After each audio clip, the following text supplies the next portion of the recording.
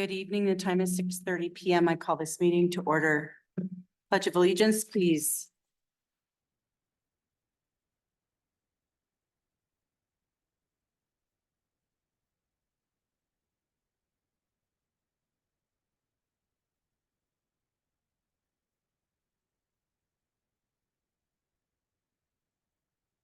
Roll call, please.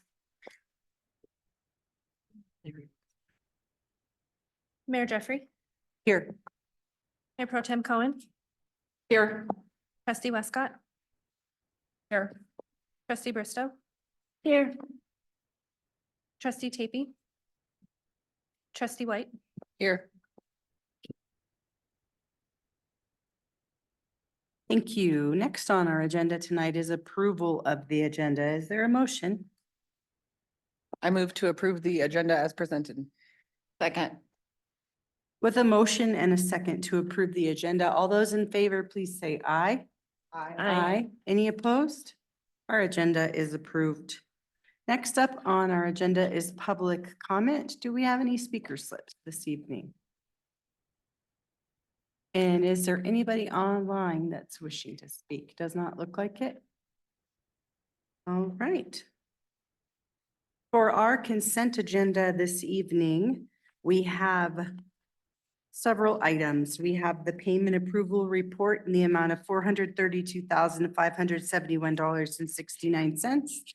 The minutes from our July 2nd meeting, Resolution 2024-42 and Resolution 2024-43. I would entertain a motion. I move to approve the consent agenda as presented. Second. We have a motion and a second to approve the consent agenda. Roll call, please. Trustee Bristow. Yes. Trustee Westcott, Yes. Mayor Jeffrey, Yes. Trustee White, Yes. Mayor Pro Tem Cohen, Yes.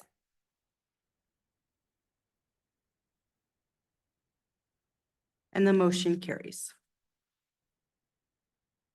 Action item A is Resolution 2024-38, approving a task order with Martin Martin for on-call engineering services. Mr. Larman. Thank you, Mayor. Good evening, everyone.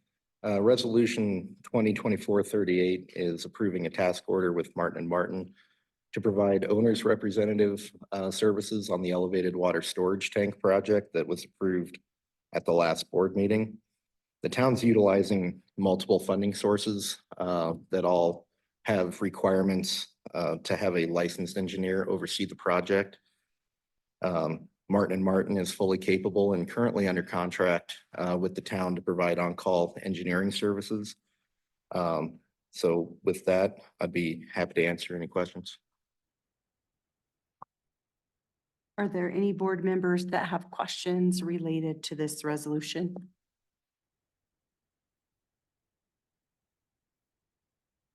Seeing none, is there a motion?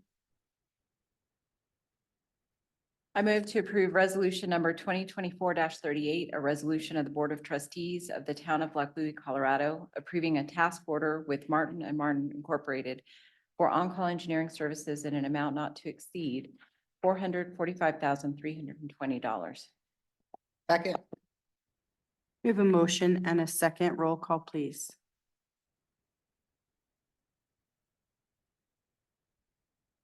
Trustee Westcott, Yes. Trustee Bristow. Yes. Mayor Pro Tem Cohen, Yes. Mayor Jeffrey, Yes. Trustee White, Yes. And the motion carries. Action item B is in consideration of resolution 2024-39. Ms. Duran. Good evening, Mayor and Board. On June 13th, the town of Hudson filed a motion to reconsider with the town, asking this board to reconsider its decision in approving the annexation known as the Southweld Holdings Annexation Number 3. Upon receipt of that motion to reconsider, the town clerk referred that motion to this board.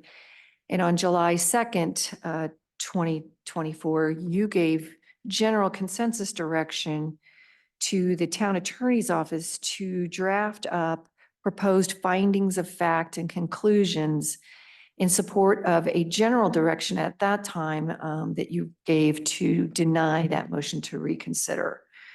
As a result of that direction, we did prepare Resolution 2024-39, which sets forth findings of fact and conclusions and is consistent with your direction to deny the motion for reconsideration of the annexation of Southweld Holdings Annexation Number 3. Resolution 2024-39 is a lengthy resolution, but it recites both the factual basis and conclusions based on all the assertions made by Hudson in its motion for reconsideration. And so those proposed findings are on the table, if you will, for you to review, talk about, let me know if they accurately reflect both what you understand the facts to be that were relative to your decision, and then if the conclusions properly followed those facts. So I'm here to listen to any questions, changes, or comments that you may have on Resolution 24-39. Thank you very much. All right, board, let's open up this consideration of Resolution 2024-39 for discussion. Is there anybody that would like to go first? I'll go first. Mayor Pro Tem, go ahead. I read through all of the documentation. Thank you for providing that. I agree with the findings. I think we show very clearly where we properly provided notice. We did what was required in the CRS to hold the proceeding in abeyance while the Muscle Cat decision was being made. And then also with this one, that the Ranchos East decision wasn't really a thing, and they aren't within the mile of the proposed annexation. So based on that, I'm in agreement with the findings. Thank you, Mayor Pro Tem. Trustee Westcott? I went through everything very carefully, reviewing the evidence, the findings of fact and the exhibits. I don't really have any questions. I felt like everything was very well laid out. Even for a layperson who doesn't really understand legal jargon, it made sense to me. I feel like based on what I read, that the town has followed the legal statutes. So I don't really find any reason why we would need to reconsider. And I feel like we have done what we needed to do in compliance with the law. So I would think we need to pass this motion to deny. So that's what we're doing, right? Yeah. Thank you very much. Trustee White? I too feel that I was very diligent in reviewing the fact of findings that were presented to us. And I still agree that we should deny this motion. Thank you. And Trustee Bristow?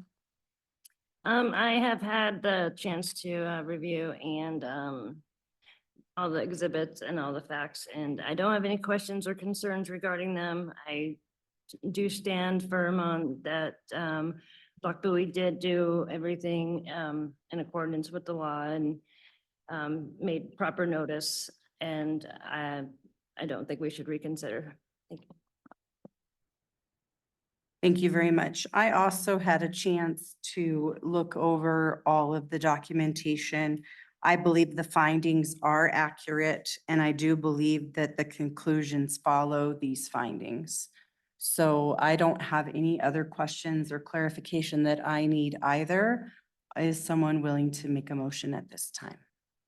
Thank you, Mayor. And if I may, Yes, ma'am. first of all, just let me express my appreciation to all of you for so thoroughly reviewing those proposed findings. I did get some corrections on dates and that kind of thing, and those were all incorporated in the final version that's presented to you tonight, and it's available to the public. I think the motion that needs to be made is just a motion to approve Resolution 2024-39 as presented. Thank you very much. Is there a motion? I move to approve Resolution 2024-39 as presented. Second. We have a motion and a second. Roll call, please. Trustee Westcott, Yes. trustee Bristow, Yes. Mayor Jeffrey, Yes. trustee White, Yes. Mayor Pro Tem Cohen. Yes. Thank you, and the motion carries. Resolution, we now move on to consideration of Resolution 2024-40 regarding Southwold Holdings Annexation Number 2. Ms. Duran? Thank you, Mayor. So in similar manner, on June 20th, the town of Hudson filed a motion for reconsideration with this town, asking that the board reconsider its determination to approve the annexation of Southweld Holdings Annexation Number 2. That motion for reconsideration or motion to reconsider was presented to this board at its meeting on July 2nd. It was, as I understand it, I was not at that meeting, but as I understand it was discussed by the board, and general consensus was provided that the board did not believe that it had done anything outside of the legal requirements, and that it was inclined to therefore deny the motion to reconsider, and directed staff to draft up proposed findings of fact and conclusions of law for you to consider that explain and support that decision. And so our office did, in fact, work on those proposed findings and conclusions.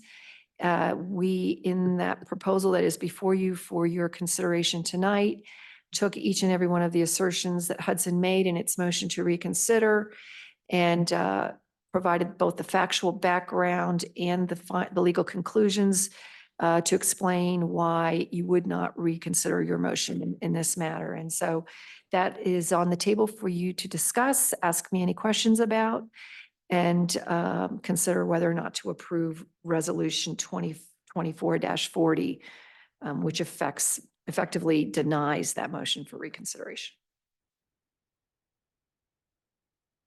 Thank you.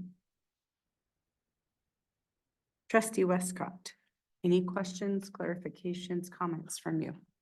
I don't have any questions. Again, I feel like Loch Buoy followed the state statutes when it comes to notification, when it comes to holding the hearings in accordance with the state statute. Also, when it comes to the length of time that needs to be held. So I don't think that there's anything that the town did that is outside of the scope of the statute. So I don't know that we need to do anything to reconsider or to consider the motion by the town of Hudson. So I'm going to, again, I don't think that there's any reason for us to reconsider, and I think we should adopt resolution number 2024-40. Thank you. Trustee Bristow. Yeah, I have carefully reviewed the exhibits and findings for this as well, and have no questions or concern. I do stand by my previous position that that reconsideration should not be pursued. Thank you. Mayor Pro Tem Cohen. I don't have any questions. I agree with trustee Westcott, trustee Bristow. I think you can see in the documentation as we go through, we provided, we basically followed the revised statutes and the requirements to provide notice, holding the proceedings in abeyance due to the mussel cat issue. And so I'm in agreement with the findings of this resolution. Thank you. Trustee White. I full-heartedly agree with trustee Cohen as well as the other trustees in this matter. I believe Loch Buoy did follow CRS 31-12-116, and I do not see a need to reconsider this. Thank you. And I would just echo what has already been shared by the other trustees here this evening and indicate that I don't have any questions or clarification that's needed. I think things have been communicated very thoroughly. I find that everything is of a factual basis, and I am ready to entertain a motion regarding this resolution. I move to approve resolution 2024-40. Presented. Second. We have a motion and a second to approve resolution 2024-40. Roll call, please. Mayor Pro Tem Cohen, Yes. trustee Westcott, Yes. trustee White, Yes. trustee Bristow, Yes. Mayor Jeffrey. Yes. And the motion carries. Our next action item is consideration of resolution 2024-41. Thank you, Mayor. Starting to sound like a broken record here. On June 20th of this year, the town of Hudson filed a motion for reconsideration, asking that this board reconsider its prior decision in approving the annexation known as BNSF Annexation Number 1.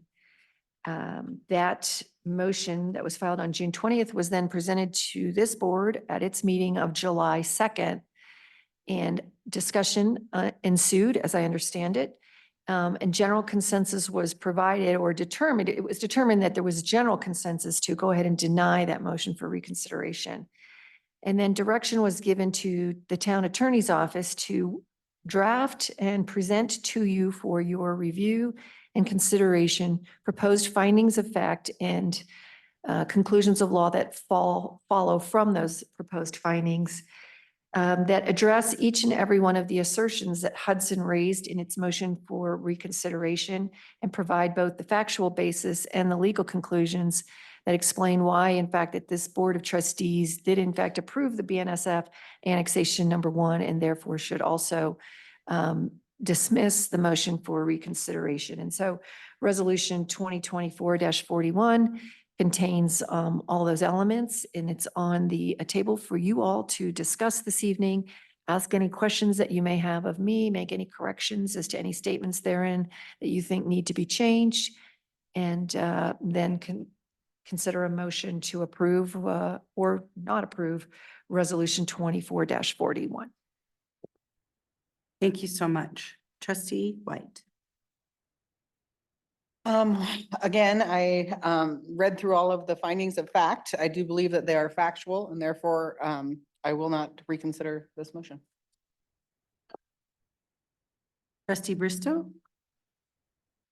Again, after reviewing these findings and exhibits, the town did everything in accordance with CRS 31-12-116, and that we should dismiss the motion for reconsideration. Trustee Westcott.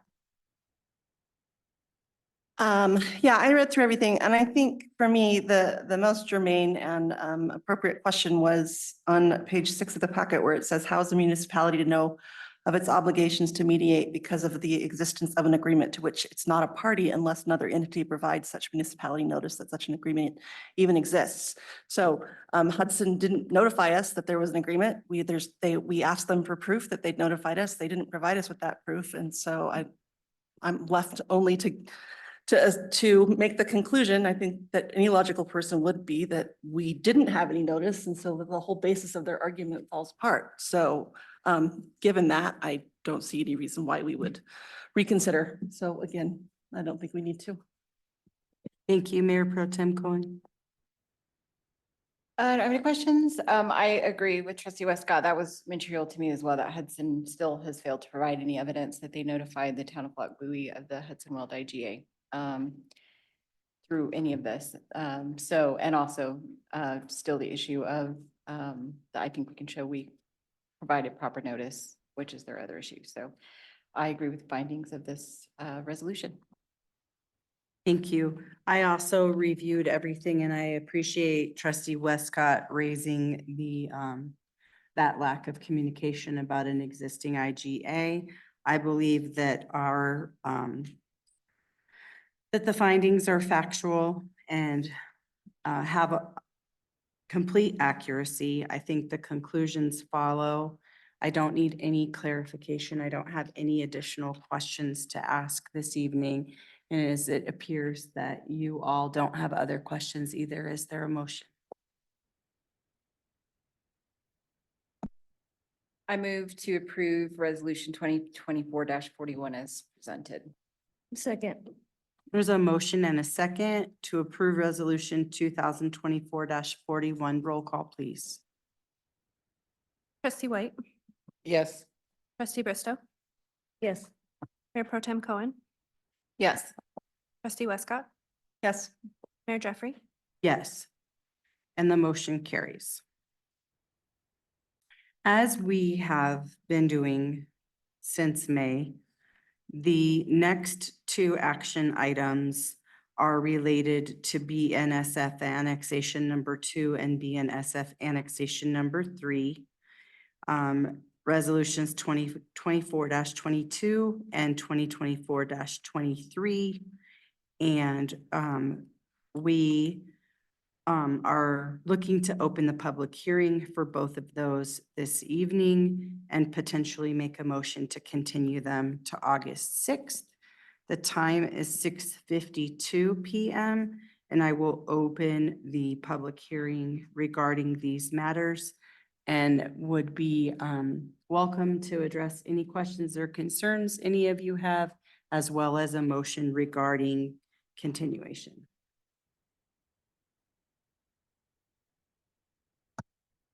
I move that we continue both of these matters, BNSF annexation number 2 and number 3, to August 6, 2024 at 6:30 PM at Town Hall, 703 Weld County Road 37, and by Zoom, as the matter is being held in abeyance pursuant to CRS Section 31-12-114.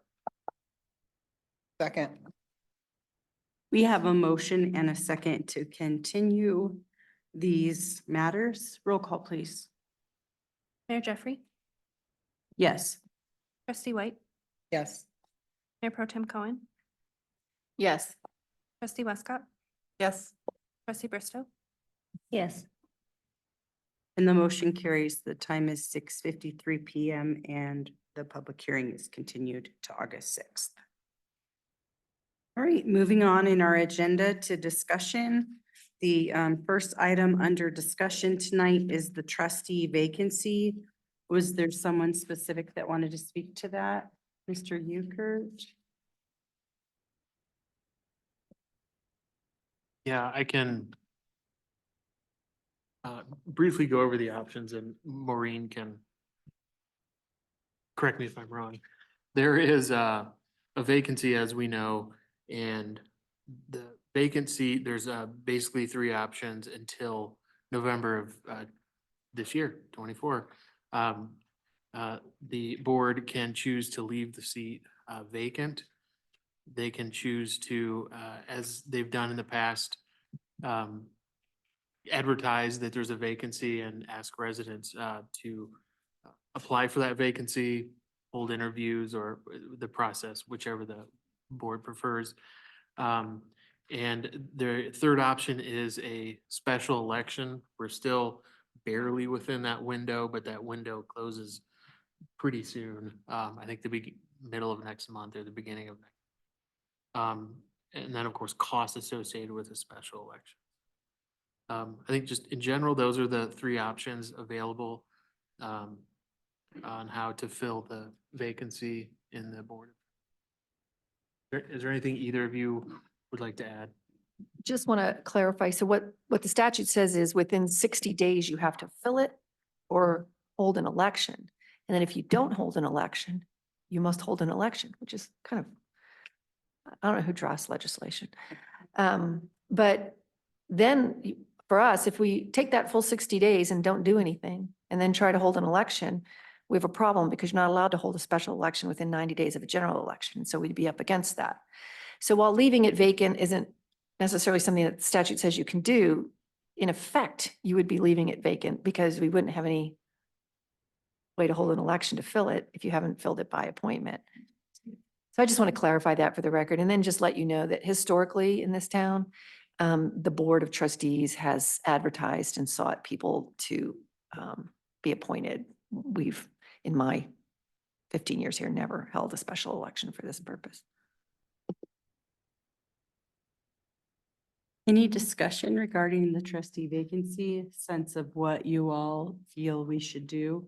I wanted to point out that you have a handout here that's from a couple of years ago in our newsletter regarding like what we advertised when we did need to fill a vacant seat.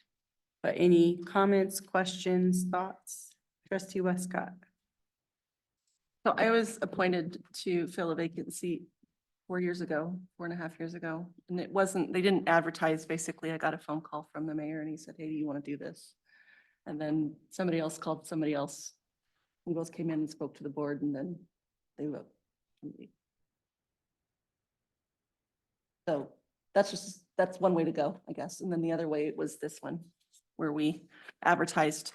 One of these is obviously quicker than the other one. This one's going to be slower. I don't know that it really makes that much of a difference, frankly. So I would be fine either way. It sounds to me though, like you don't recommend a special election. No, I don't recommend a special election. Trustee White? So I have a question really quick, just seeing this at the bottom about the vacancy and the candidate who receives the lowest vote would receive the 2-year term. So I guess I have a question. Would it make a difference if one of the people who are already a trustee moves into that seat that's going to run till 2016 or 2026? Versus, I don't think it's an option for someone to move into a different seat because we're elected. The 2 years that are left are the trustee seat that I just vacated when you guys voted for me to become mayor. I had 2 years left in my second term as trustee. So we know that it'll have to be on the ballot in November regardless because of statutory requirements. And then we still have to follow our term schedule. So it's only got 2 years left. And I believe that's similar to what happened when you were appointed too, like there was still a year or two left on the term for somebody. And We did this, right, Heather, at the 2020 or 2022 election, we ended up assigning a 2-year term to the lowest vote getter because the goal is to try to maintain staggered terms to the best extent you can. So you don't have so many people up for election at any one time, although we've got a pretty heavy election schedule this year. And also statute says that you really only are ever filling the term of the office that was vacated, the remainder of the term. So it's hard when everybody's at large because you're like, I'm a trustee. I'm not a Ward 1 trustee or a Ward 3 trustee. Everybody's just at large. But essentially the best way we could figure out to give somebody that shorter term would be the lowest vote getter. And that's been historically done across the state. That's how people handle that. that said, my other question would be, have we reached out to any of our previous trustees that we've had, I'd say in the last 4 years and offered or at least reached out for any interest to them? We've waited to have this discussion with the board. Well, then I would be a vote for recommending Walter Van Loo, who I knew served. He served a very short time to fill a vacancy. He was willing to step up. He had gotten removed via election and was not able to serve, so he should have lots of time left. And I think he would probably still be interested in serving, so. Mayor Pro Tem Cohen, trustee. Bristow. So I also got exposed to the board by filling somebody else's seat by appointment. It was a really good opportunity to decide whether or not I wanted to put the time and energy into running in an election. So I highly recommend it. So I would be in favor of not having a special election, and I would also be in favor of advertising on social media and the newsletter, or how, wherever we outreach to the public, I think we should advertise it. I think I heard it word of mouth. So like, after I was appointed, I didn't even know it was paid. So there was a lot of stuff I didn't know. So I think this is really informative. So I would like us to put as much information as we can out to attract people to do it. I think we should just put it out for the general public. Hopefully, if Walter wants to come and be reconsidered, I think we should do that with everybody else who might be interested. Thank you. Trustee Bristow, anything you want to add? I agree with what Mayor Pro Tem Cohen suggested, is just put it out there. But I've also discussed with a couple of my neighbors around the street with me and just, kind of mentioned that, it's a great opportunity and it would only be until November, till the actual election. So maybe word of mouth that way too. But I have discussion with some, really responsible neighbors. And Heather then, tells me there's a newsletter on August 1st. yeah, Would you want to advertise for people to show up at the meeting on August 6th if they're interested in serving? and we could even start putting that out on social media tomorrow and then have it out in the newsletter and then have them come on August 6th. I think that's a good plan. Do we need to take formal action on that? Or do you think you have direction I based think on what? formal action you would take is to appoint somebody on August 6th. And Perfect. basically, you're just giving general direction to Do we want to ask, bring you a I'm slate. sorry to interrupt. Sorry. Go ahead. Do we want to ask people to submit any kind of a resume or just show up and talk? I had to submit a resume, but I mean, it had absolutely nothing to do with serving on a board. And then I had to come talk, so. I don't know that I don't care about a resume for this. I think maybe just a letter of interest. So we know they're gonna show up. Yeah, they can have chat GPT generate it. Right. Yeah, we could, when we get the word out, we could ask them just, submit, here are a couple questions, like softball questions. Why are you interested? Tell us a little bit about yourself and if you were an ingredient in a salad, which ingredient would you be? Which font do you like? Louis 15? The most important question. But that also would give them something maybe to even present if they weren't sure what they were supposed to say. So, I think that sounds good. I think you all have what you need for moving forward, yes? Can I ask a question that's related, but not necessarily on the complete topic? We have a lot of other seats that are coming up in November. Hopefully, the people who are currently in them may consider running again. But my question is, are we also going to advertise to let our citizens know that we have potential openings or seats, I don't know how you say that, available? And I think last time we did this, we had a little session that people could come, understand what they had to do, what it was about. Are we also planning to do that? We are, and I'm glad you brought that up. I won't steal the thunder from Heather on that, but yeah. Yes, I believe we're planning to have that session before the board meeting on the 6th. So 5 or 5:30.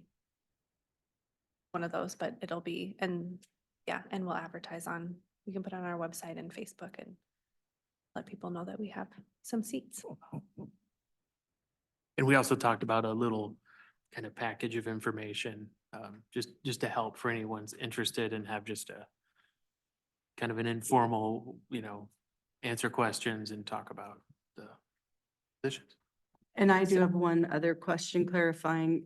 Is anyone term limited this November? I don't think so. Everybody's in their first terms, correct? I believe you're term limited to run as in a trustee seat. You can't run again, correct? Right, I couldn't run in November. Well, I've served 2 years of my 4 years. But Right. She could run for mayor. She's serving as mayor till November. And then it's a regular election time for mayor anyway. We're not off schedule on that. So then people can run for mayor. And the term limits affect your office. So you're limited by your office. So if you're trustee, you have term limits on your trustee spot. If you're mayor, you have term limits on your mayor spot. But you could serve 2 terms as mayor and then 2 terms as trustee. We have recent guidance out of the northern part of Colorado on whether or not the offices are the same for purposes of term limits. And it all has to do with whether or not there's different functioning between the 2 offices. And so we've looked at that. And we believe that in Lockville, we treat the office of mayor and assign different functions to the office of mayor such that term limits for one don't apply to the other. Thank you for that clarification. You're welcome. I have one more question. So does that mean that 5 of the 7 positions are up for reelection in November then? So the vacant trustee, the mayor, and then the 3 other trustees? Yes.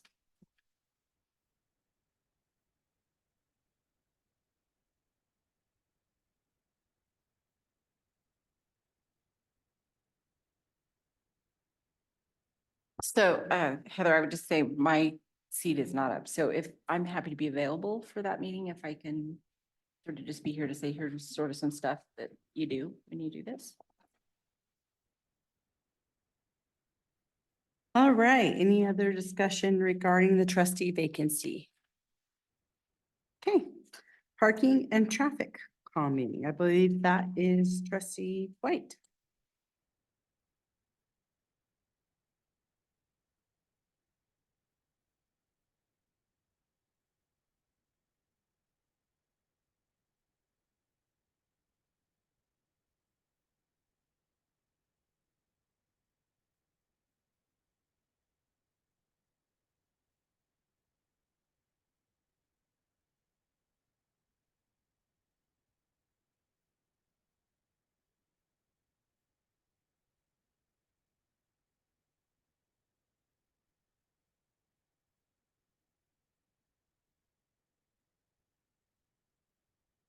So thank you guys for the time tonight.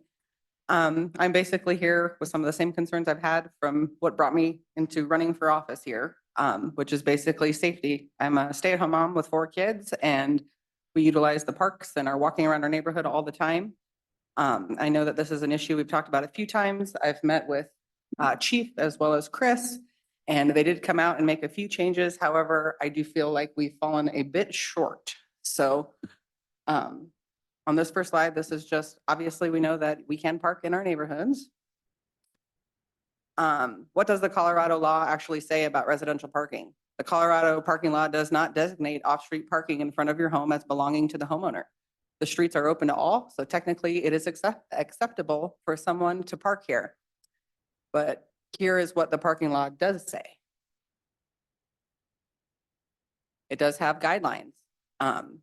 I'm not going to read every single slide here. The ones that are kind of crucial, I will read over, but I have this on a PowerPoint. You guys are welcome to get a copy of it. Heather can share it with everyone. The main concerns that I have are parking at intersections, definitely concerned with the safety at crosswalks, which is a huge topic tonight for me. Railroad crossings doesn't really apply here. It's just on the other side of the highway. Safety between the curb is something that's very important. This has been something we've discussed when there's excavations and obstructions going on. I've reached out to Chief with some construction of homes where it was hard to see around corners. And it was even more critical because it was at a roundabout. And we are simply not meeting these setbacks for safety. And it's specific. I'm going to get into the neighborhood here. I just wanted to provide the full law. So I included everything that they had in their slides. I stole this from the Weld County website. We know that parking has to be no parking on either side of the fire hydrant within 15 feet. This is something that fails at the school. 30 feet parking restrictions from a flashing beacon, a signal, a stop sign, or a yield sign. Every single roundabout that we have by the school has a yield sign as you're coming into that roundabout from your right. However, there is no designated no parking within 30 feet of those signs. This is something that you guys might be familiar with if you bought your homes and had to do fencing. There is something called a driver line of sight. Everyone's got a driver's license here, as well as a vision clearance triangle. Anybody here at the town should be aware of this because it's a requirement that we make homeowners follow for their fence. You guys have a printed copy of this in front of you. Once again, you have to be able to just see a vision field to see around corners. And the reason I included this in this presentation is because it talks about clearance of 36 inches. I know how many of you guys have children, no children, have friends who have children, but imagine a preschooler. They're teeny tiny. We cannot see them. My car sits higher than that preschooler's head as I'm driving my SUV. This is the flyer that we present to homeowners who need to get work done. We have a specific corner, catty corner from the school at Jade and Jewel. There's, they call it the triangle. There's 3 homes there who could not have the standard 4-foot cedar fence and the 1-foot open decorative at the top to give a total of 5 feet. They had to follow this to make sure that people could see around those corners. It blows my mind that we're doing this for homeowners, but we're not enforcing this ourselves as a town for the safety of our pedestrians, our students. These are actual photos that I took from my car. That's my dashboard. Last year, I helped out a friend. My kids don't go to school. I homeschool, like I said.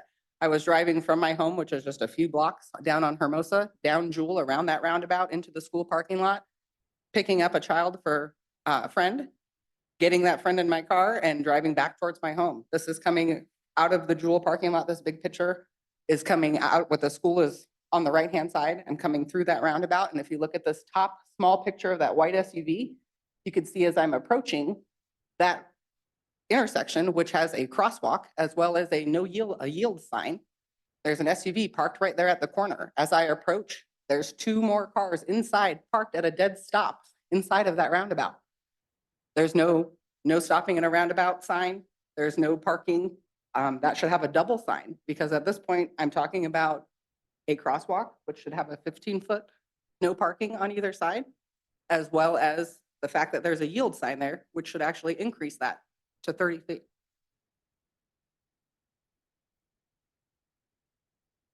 Go ahead. I'm open, please, open discussion.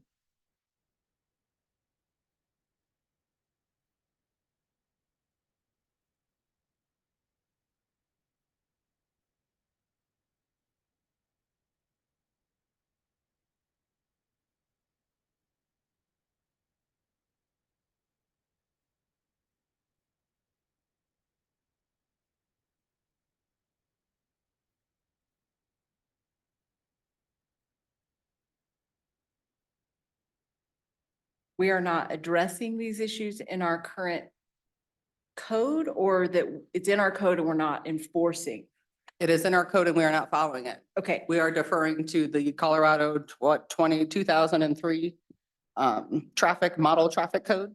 okay. And these are the setbacks listed there that we are not following. So for like these 3 issues that you got documented very Mhm. well, thank you for providing those. Did you at the time notify code enforcement? Like, did you call and say, hey, there's somebody parked in front of the, could you come out? Nope, Okay, okay, thank you. I did not. During this time, I actually stopped. There was a crossing guard who I slowed because we're at a dead stop. So I'm like, hey, what's going on here? Like, cars can't be stopping this roundabout. And she said, oh, it's an ongoing problem. We've talked to the principal. The principal's aware. I mean, no follow-up from there. This was shortly following when I brought it up to Chief and Chris, and they came out and posted some signs.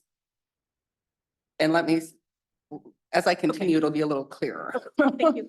with what they did, because they did help. It just didn't completely alleviate the concern. So this is similar photos to the printout that AJ was nice enough to provide you guys. This is just an aerial shot I got off of my phone map of the 2 roundabouts in question, both right next to the school. The one on the left is coming up Jewel. The one on the right is, now going down towards Sunrise into Berkshire, going that way where the construction isn't done. And my complaint on this is showing the red lines on that 3rd photo on your far right would be all 8 sides of each of those roundabouts should have no parking within either 30 feet or 15 feet, depending on if there is a yield sign or not. So this slide I'm showing, because currently, if you, down at the bottom of the page there, it's a darker red. I'm sorry, it's kind of hard to see, but there are, down by where it says Silver Peaks on the map, the two lines going down, the one on the left, and then the other one down that's actually touching where it says Silver Peaks. There's a crosswalk going from Buckskin across to Jewel to get to what we call the Jewel Street Park, the infant park. A lot of people go there to sled. A lot of people go there to walk their dogs. There's a crosswalk there. There's no designated, no parking around that crosswalk as there should be, and that's also the end of the school zone.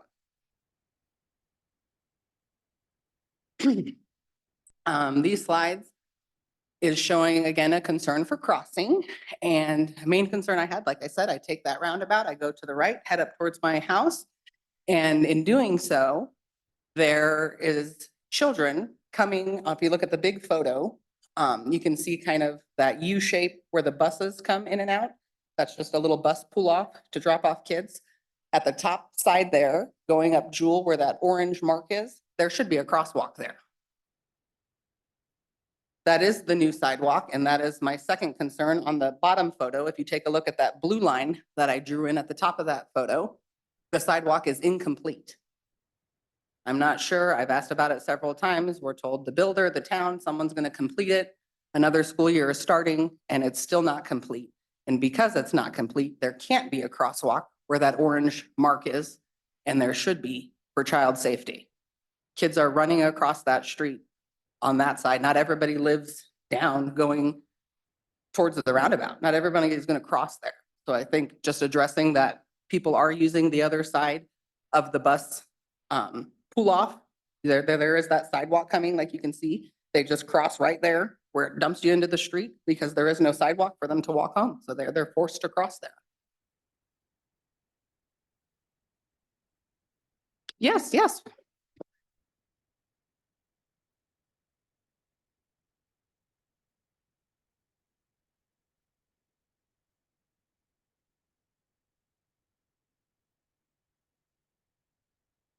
If I'm not mistaken, and Chris will correct me if I'm wrong, that's usually addressed in a traffic study and through the development process and then through the plating and site planning process, those kind of things.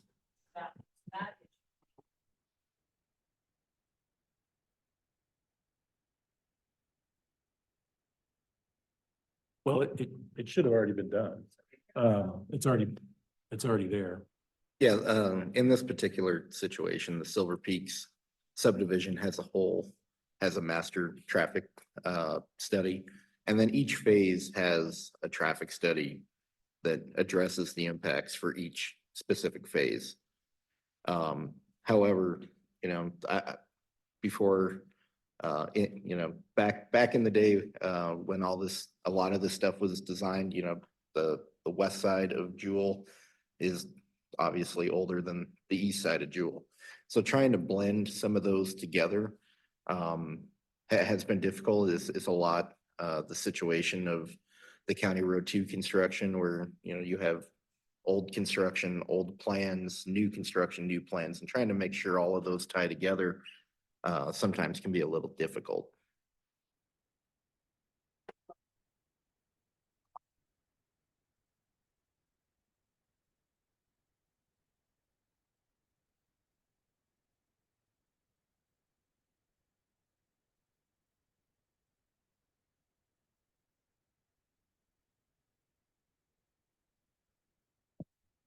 Yes, it is.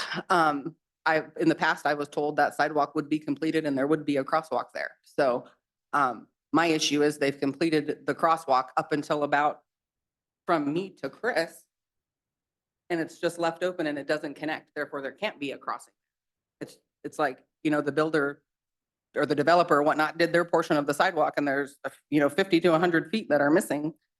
And once that's That- completed, there could be a crosswalk That there. property, because when I walked there, my assumption has been that that's the school's property. Is that correct? Trustee Westcott, that's correct. The property line ends right around where the top of that blue line. So the Sorry. developer put in the sidewalk to the end of their property, and then it would be the school district's responsibility to put in.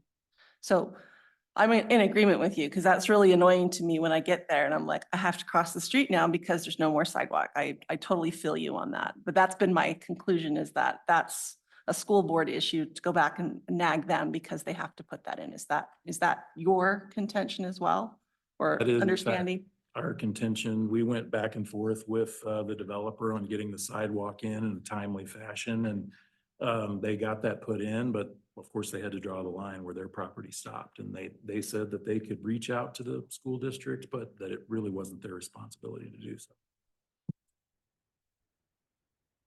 So thank you for that clarification. I wasn't aware of who owned it, but it's definitely, we have to have partnerships with the school district or whoever. It's definitely should be a priority, knowing that we're getting all these new multifamily units coming in, and that's the reason I'm here for parking. We're gonna have an influx of students, we're gonna have an influx of vehicles, and we need to be on top of it and just making sure that things are safe. Not trying to point a finger of blame at anybody.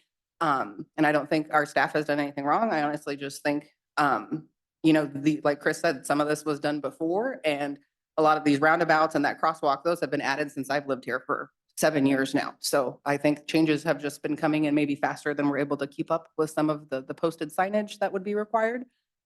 So on this slide, I basically just have what's lacking. We're missing no stopping in the roundabout signs, I think would be important. You think that's kind of something people would know, but from those photos you can see it's definitely not, and it happens on a daily basis there. Another huge concern I have is if you take a look at that photo there on the purple line, that is just lining the bus entrance going around that U that was in that other photo for the buses. I have seen at least 3 out of the 5 days a week picking up a child from the school, a car that was parked there where that purple line is. So they were up against the grass on the school side, facing north. Get all their kids in the car, wait, and just do a U-ey and jump right out of there back to the roundabout. That's a huge concern. There's kids darting across that street. I definitely think at a minimum, there needs to be people either watching that site more or posting a no U-turn sign there. And then that brings us to enforcement. As a town, as the staff, as the police chief or code enforcement, these laws should be known to us. And I feel like it's happening regularly, either not being enforced. I don't know if it's not having the staff or what the concern is, but now that we're all aware of it, we have to make sure that we are enforcing it. I know it sounds like a lot. And so when I'm driving up and down this road every day, I think, what's the easiest solution for this problem? Honestly, it would probably be what I brought up a long time ago, which was making everything there in purple a no parking on the side of the street. That would alleviate the line of sight concerns. That would alleviate, dangerous maneuvers being done on that road with children exiting. May, please. When was the last time? So I know in 2020, when for COVID, they adjusted the traffic patterns, drop off and all of that because of COVID, because they were trying to separate grade levels. And I don't think they've gone back to the pre-COVID traffic patterns. So I guess my question is, when was the last time that people from the town, from traffic control, sat down with the school district and talked about traffic patterns and drop off and all of that, in terms of, when was the last time that happened? I know you guys are really busy and this is not at the top of your to-do list because there's a lot of No, things. that's all right. I can't tell you exactly when the last time that an officer's talked to them about traffic patterns. It's changed several times since the school's been there. That U was designed to be the bus drop off, and then they weren't using it as the bus drop off. I don't know if are they using it again as the bus drop off? No, they're still using this. My understanding is they're still using that as like a kindergarten drop off, and they started doing that with COVID. And I don't know if there's. Yeah, I think it's a mistake. I think we told them that we thought that was probably a mistake doing those things, but we don't have any kind of authority at all to tell them what to do, how they run their operation. I don't know that we necessarily have any authority to tell them what to do, but I do think but having a meeting with them and talking to them about the concerns is something that we could definitely do. And considering especially that the way that traffic, making them aware, I would assume especially at higher levels, that they're not aware of the way traffic patterns have changed, especially with the development of Silver Peaks East. They're, But the they're fact they're that- aware, they've asked us, I mean, we've sat with them before and talked to about it. They've asked us about it. What do you think we can do here or that? And they see the same thing with the traffic backing up in the roundabouts and all of that. To be honest, I can't tell you that I have a good solution for any of it. I think that it's poor design from the get-go all the way around. But we have to live with that, right? We have to figure out a way to live with that design somehow. So, but yeah, I think they should use that as the bus drop off and bring, especially now that the name of the road coming up the other side. Now that that's open, it seems like they should have more drop off and pick up along the bottom side of that area instead of Jewel on but along the bottom. I mean, just looking at the picture, it would make more sense to route traffic on that side because there's no houses over there. So there would be less There are residential traffic, right? now. There's houses. Correct. Yeah, that picture's not updated, but yeah, there's stuff over there now. I was just gonna say, I actually just met with the superintendent about something else last week, and he was indicating an interest in meeting with our new town administrator because they haven't gotten a chance to meet. So I think a good next step, at least in terms of communicating with the school district, would be for the new mayor and the town administrator to meet with the superintendent. And we can certainly bring this up as a topic of conversation. What else do you want to Wait, present? can I have one clarifying in this discussion? Trustee White, I just want to make sure I understand the purple line issue is not in the U that is on school property. You're talking about the street that is in front of the school, in front of the U. So it's at the beginning of where the U starts and then the whole portion of the curb that I'm pretty sure is under lock buoy control, where people are parking their cars during pickup and drop off because it's easier than sitting in line and then flipping around in the street and creating hazards. But also at night, residents are parking their cars, the people that live across the street are parking there as well. And you're asking for that area to be marked as no parking. Is that correct? That is correct. And that purple area is the same area I had discussed with Chief and Chris, and that is where Chris came out and did put up 2 signs, one on each side. So when you're driving in and you make a right-hand turn to come into the U, from where that entrance is, from that corner, I don't know what the setback was, 20 or 15 feet, but there's a sign there that says no parking. So like turning in, you can see, like the bus can see finally to get in there safely. And the same thing coming out. So right now there is a portion of that. Like Chris would have to tell us if it's 15 or 20 feet or whatever the setback is. So a portion of that already where that purple line is directly next to where the street pops out the top and the street starts at the bottom for the U is currently marked with no parking. So there is limited parking. But if we were to adhere to the law, what I'm saying right now, if we were to adhere to the law where that purple line meets that red line around the roundabout, there would basically be no room for 1 car to park there. So it makes more sense to mark the whole thing, no parking. And as some of you who live in these other neighborhoods, I don't want to say older, other neighborhoods in town know that where there is no sidewalk, our town code says you're not allowed to park there. There is no sidewalk there around that entire purple line. We've discussed that. I've talked to that with Chief and he said, well, technically, there's supposed to be houses. There is supposed to be a sidewalk on that side of the street. I mean, are we being technical or are we going with what's actually there? There is no sidewalk. There should be no parking there. And that's it. So those are my main concerns. I know, and when I say this and I give this presentation, obviously this is about this school, but it then has to open up your guys' eyes and ears to, is this happening townwide? We really need to look at the parks. We need to look at the other schools and make sure that our children and pedestrians are safe. Thank you for your time. Thank you so much for putting that together.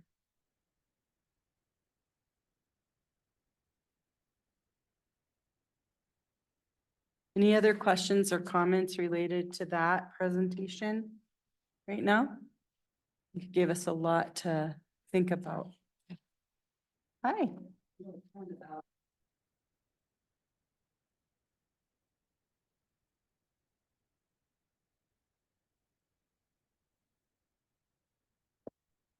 Currently, on Bonanza, heading southbound where the Greenway Trail crosses it, there is no way to see that anybody's coming.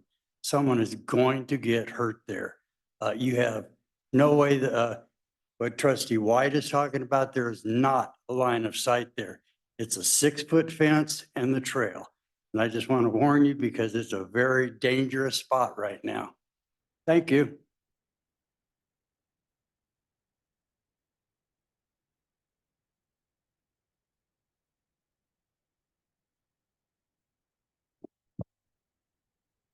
Go ahead.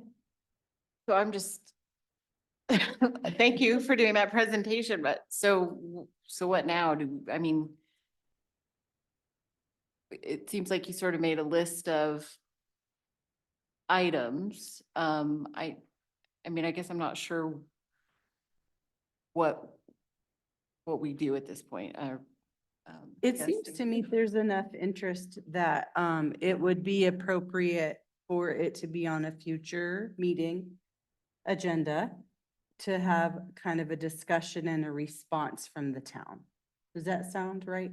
Absolutely. Yeah, that was kind of what we envisioned, is to get this information, and if there's anything we could kind of lend question wise come up, but then to, you know, kind of circle our staff up with our traffic engineers. We have a couple of them on that we consult with. Go over this, and I'll request this PowerPoint from you so we can see those great pictures and all the live evidence, or not evidence, but the examples is what I meant to say. I'd also like And then to address hear those. from the school district specifically, just in terms of those specific concerns about drop off and pickup and how it's affecting, you know, what they know, what they don't know, what they're Perfect. concerned about. We'll follow up with you after we meet with Dr. So I don't know, but I know the school district, part of this sort of depends on other people's schedules, but so does that mean that we think we might have some follow-up on this, maybe our second meeting in August, or is that too soon? No, I mean, especially because, you know, school's gonna come back soon. I mean, and we will not be able to address all of this before the start of school, but I think it's better to, you know, school administration, sometimes don't get summers off, so they're gonna be around, and, but no, we'll, meet with the district, have some conversations with them, find out their operations with, yeah, principal, or however that works, and take that all into account and consideration, and try and be good neighbors. And I do also want to say, for the items that have nothing to do with the school but are, you know, people violating laws that are already in place, I would just like to say out loud, I'm not sure it's fair to have an expectation that the town enforce a law they don't see being broken. So I think that understanding what the proper, is it code enforcement we should call when we see that? So, yeah, just call the police department. Basically, generally, anything on the roadway is a police officer gonna deal with it. Our code enforcement deals most, and she can do things on the road, but we try to divide that because it's more contentious. She usually deals with stuff with violations on private property mostly. She can do parking, and she does sometimes. But so there's some, so we tell people to move their cars all the time. People that are parked up on stop signs, when we see it, if we drive by it, we stop and we tag it, or we tell them to move it. The driveway issue is more difficult. I think we rely on the homeowner to tell us if somebody's blocking their driveway, because if you park in front of your own driveway, I don't think I, as a patrol officer, need to be telling you not to park in front of your own driveway, right? I don't even think you need the hassle of me doing that, right? So I feel like parking too close to a driveway or blocking a driveway partially, I think we need to be told if that's a problem by the person who owns the home. And if it is, we'll have people move it, or we'll tow it, or whatever we need to do. So, but of course there's violations that we don't see. I mean, we don't have a traffic unit. We don't have a parking meter made, or whatever we want to call them. You know, so it does happen, but we do. we deal with abandoned vehicles and people that are parking problematic on the wrong side of the road or on the wrong side of the street when they're not supposed to. It's a chronic problem throughout this town, especially in Berkshire and Lockwood, where they can only park on one side of the street. I mean, that whole idea of allowing the developer to do that has just created a nightmare enforcement problem in perpetuity forever. It's never going to go away. We're just going to have to keep hitting at it. So we try, we do. Yeah. I will say personally, I have on a Sunday called the non-emergency dispatch number for somebody parked in front of my house on top of the fire hydrant. And Lockwood PD was there in less than 10 minutes. It was quick. I was pleasantly surprised. Now, the Must have been a person busy came out day. with their car in the meantime, so. I also just want to say that I think it's worth noting that people get ticketed all the time and just continue to do what they want. You know, You're right, that's I part- know that police have been out and ticketed people and told people to move their cars repeatedly. And then as soon as they're not there, people go right back to doing what they were doing. Yeah, And that and we'll- doesn't negate what you're saying. It's still problematic. But we don't live in a country where, you know, we force people to do things with machine guns. So. We will tow cars if that's what it takes after a certain, if there's people parking on the wrong side of the road or whatever, that they're not supposed to park and we have continued violations, we've towed them for it. That's a pretty drastic measure. That's costing them right in their pocketbook. Generally, we try not to do that. But yeah, you are right. The freedom in our country means that we all get to make choices, whether we're supposed to do those choices or not, right? And some people get consequences, some people get away with it more than they should. Really quick, I just wanted to follow up with what Don said. I understand that, people might continue to break the law, but my concern, I guess, with the presentation that I was showing is, I think it's more of something that we have a lot here, a lack of information. I feel like when we went and did the walk around and worried about the buses getting in, I mean, if we had all been educated on the setbacks for the crosswalk, they probably would have been addressed at the same time. So I think people are parking there now, perhaps more because there's no signage. And that's where I'm having a problem. If we had the signage saying from here to the curb, from here to the crosswalk, you cannot park. Yes, people might still do it, but I think it'd probably be a lot less likely. In your experience, are they leaving that area open where the no parking signs are on the bus lines? That surprises me.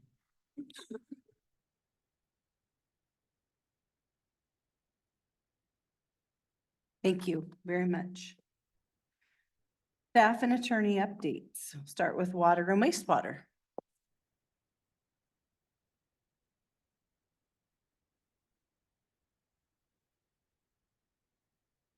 The big happenings at the wastewater plant is we did switch our sludge haulers to Air Genesis this month, so we'll start seeing some cost savings in hauling. And then we also did have a sewer backup on Williams Way and Ledge Street. We did get it cleared right away, but there was a few hundred gallons that spilled on the ground. We did all the proper reports with the state, so there's no follow-up, and we did a post-inspection, excuse me. There's no issues with the line, there was just debris buildup that caused the backup. At the water plant, production's up from last year by about 500,000 gallons a day, but that's to be expected with the lack of rain that we're having. We did have Worth Hydrochem out at the beginning of the month. They completed all their annual services on the RO machine, so everything's working properly, so we're keeping up with that demand well. Big CIP projects coming up. We did receive some of the parts for the HSP pump that needs to be replaced. We got the motor, but we're still waiting for the pump end. As soon as that gets received, it will be installed. Yeah, big updates. Mike, if I could elaborate a little bit on the sewer backup that we had up at Silver Peaks.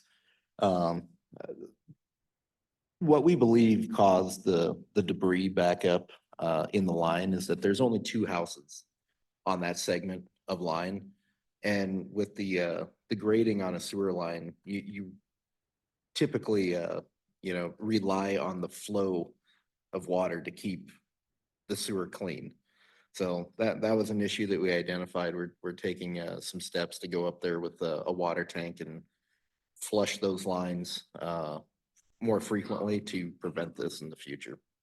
Yeah, it's kind of interesting in our industry, like the low flow fixtures are good in one way, but create issues in other ways, because actually you need that water as conveyance to get the material down to the wastewater plant. And a lot of these systems were designed for, at the time when fixtures had higher flow. So what's good in one way has created some issues on the other end. Especially when you have those segments of line where there just isn't the volume behind it to keep it clean. So we're aware of it and doing what we need to do to make sure it doesn't happen again. And these are, knock on wood, pretty rare in this town compared to some of the other municipalities that we work for, that's for sure. And that will change as development happens there, right? More houses will be attached to that. That particular line, I think there's potential for one more house upstream from that. So it's gonna be something that, we're aware of it now, so we'll just know that, monthly or quarterly, we need to go up there with a tanker truck and dump some water down the line. And then typically what we do for us, we call that a hotspot. So we do our jetting program for you guys where we try to jet every section of line every 3 years. But then if there's known areas, we'll do lines like that annually while we're in town. Typically how we would approach something like that. And Wayne says hi from Canada. Wanted me to say that. Yeah. Thank you so much for the report. Anybody have questions? Okay. Chief, police?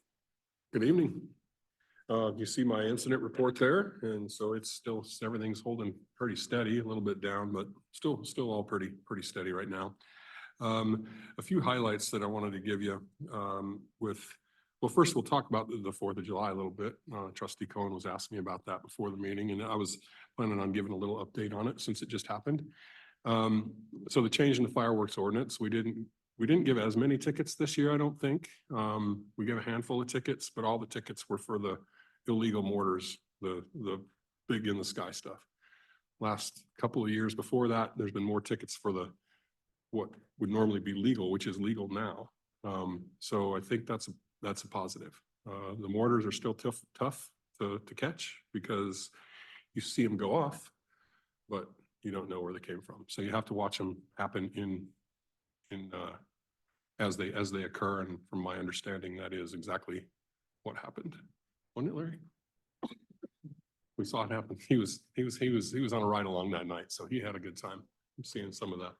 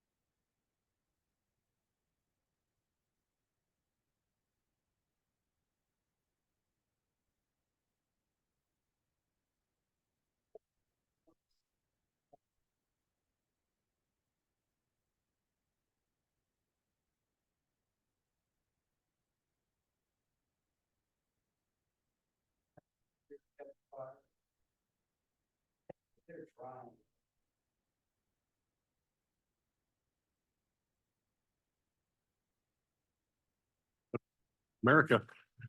Yeah, it can be fun. Sometimes people are not cooperative. It's the way it goes. And then we've had a pretty interesting month or two here. Just a few things that we've had. This just happened last week, I think. We had motor vehicle theft, and so this happened. That's not what's uncommon about this. Motor vehicle thefts happen. We're the highest state in the country for like 3 years running with motor vehicle thefts. So this happens. But how they did this though, this time, they were checking vehicles outside and there was an unlocked vehicle outside. So they opened that door and then opened the garage door to the house. Were able to get inside and stole a vehicle out of the garage that had the keys in it. So, and then there was a credit card in there. So we've now got nice pictures of them trying to use that credit card at another business in the Brighton area, which is good. So we're able to get some suspects with that. I don't know. Hopefully we can identify who this girl was that was using that credit card. She didn't get to use it though, because they canceled it, so it got denied. So that's good. We had an abandoned vehicle over here on I-76, abandoned pickup truck, older pickup truck. And the officers were checking it out to see what's going on, and they're looking inside. It's at night. And there's this white powder just covering the seats and the floorboard. And so they check it out, and they're trying to, well, so what it turns out is that is cocaine. And the truck broke down. There's no tags on it. The VIN doesn't exist. You can't track it back to anywhere. And so what it looks like happened here was, and there was compartments all inside the cab of that pickup truck. So they were taking all of their truck broke down. They took all the cocaine out of it, and then one of them broke. So we had a lot of fun with trying to vacuum all that stuff up, and we thought maybe there was some cocaine packed in the gas tanks, and it turned out not to be the case. But You say you had a lot of fun. What do you? a lot of fun. Yeah, really a lot of fun trying to, yeah, everybody was a little bit happy. So you know, they had to be very careful about how they vacuumed that out of there with, they used a trash bag and a filter and a shop vac. And so it was a challenge, but, so that was interesting. It was an interesting time. That's the first time I've seen anything like that happen in 30 some years. So I think we should make this a monthly story time with Chief, and then yeah, maybe yeah. we'll get better. Well, I time. don't always have a lot of stuff to talk about that sometimes, you know, we can't talk about some of it. We've been like this one, we've been investigating several, or we get tips through an organization called ICAC, International Child Crimes. I can't remember exactly what it stands for. And it's an organization, federal government organization that looks into the internet and is able to flag child porn, and then where it's coming from, if it's been downloaded and those kind of things. And we've had several investigations with that recently. We've had a bunch of tips. So we've got that's been keeping one officer specifically pretty busy. And he's can't tell you he's enjoying some of the things that he's having to look at. So that's kind of disturbing. Is that not a federal crime? Well, it might be a federal crime, but the feds aren't going to do anything about this. Yeah.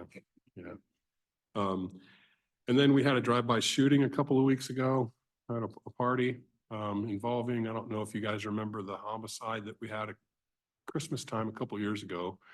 Some of the same players, of the ones that live here. It wasn't at that same house, but it was some of the same people.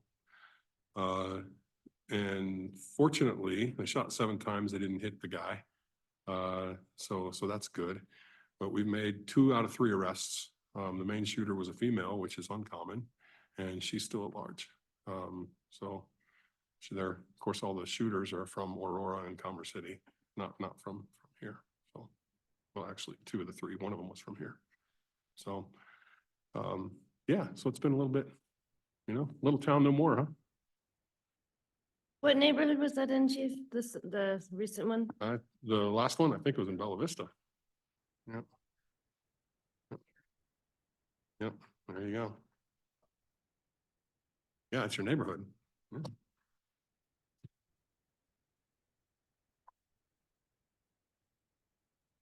Yeah. Yeah, well, that's good. They've been doing that. They've been doing a good job with working on this one and getting warrants out for people, identifying suspects really quickly. So yeah, that's my story hour for today. Thank you, Chief, and really seriously, thanks to the department. They do a great job. Keeping us safe. Anybody have any other questions regarding that report? Any other staff or attorney updates tonight? Yeah, we can probably just go down there, while there weren't written reports.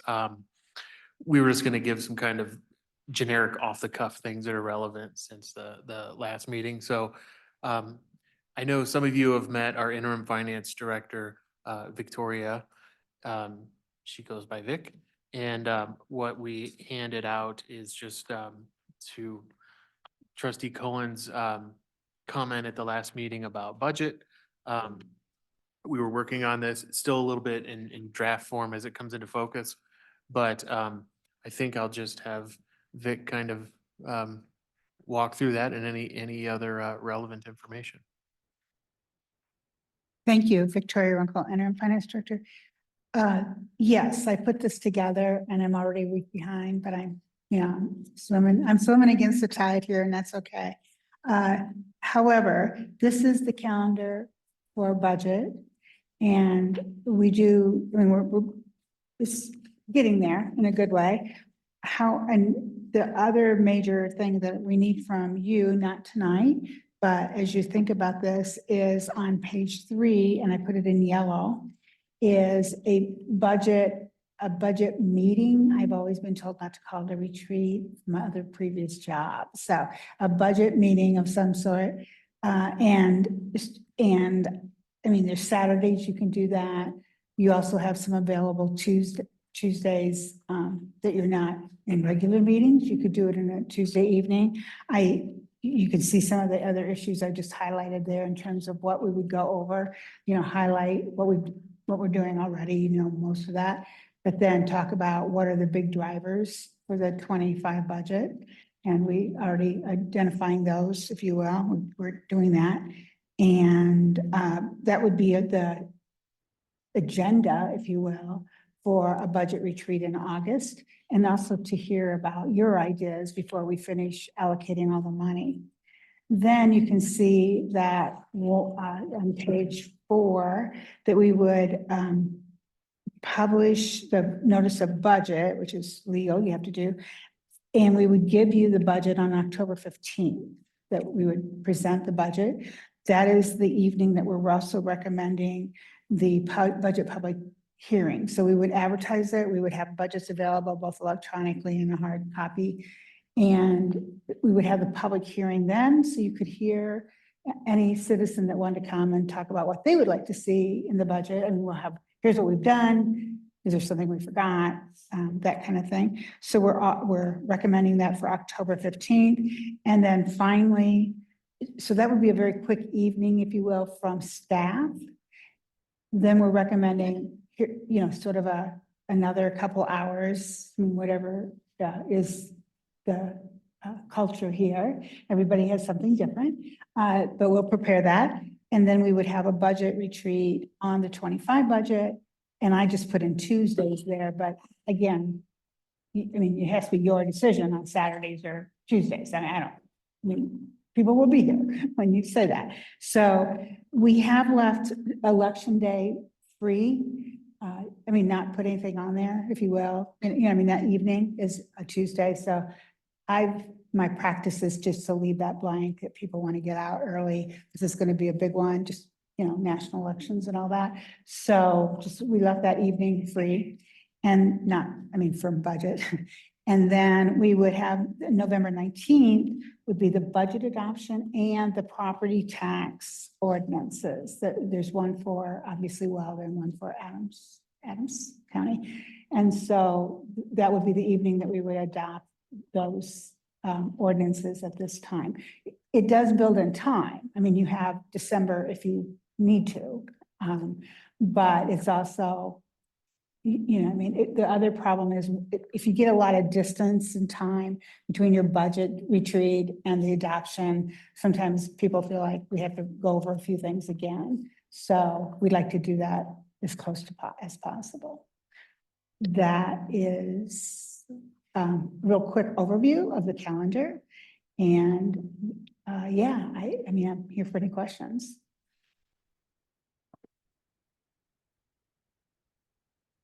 Thank you so much, Vic. Does anybody have questions?